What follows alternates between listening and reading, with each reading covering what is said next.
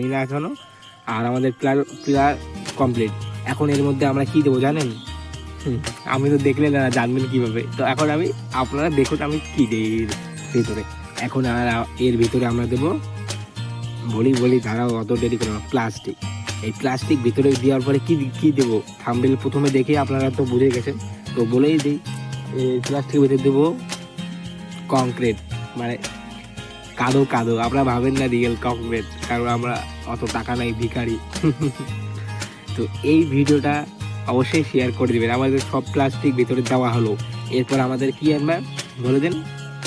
কাদো আনবো আমরা। এখন সব কিছু আমাদের রেডি, এখন আমরা কাদা আনবো। কাদা এনে এর ভিতরে দেবো পিলারের মধ্যে, কারণ এটা যেহেতু শুকাবে না দুই দিনের মধ্যে, তো এটা 3-4 দিন লাগবে। আপনাদেরকে একদিনের মধ্যে বানাই আপনাদেরকে দেখাবো। তো এখন আমার পাশের জমিতে আমরা এখন গেলাম কাদো আনতে। এই কাদো আনতে গিয়ে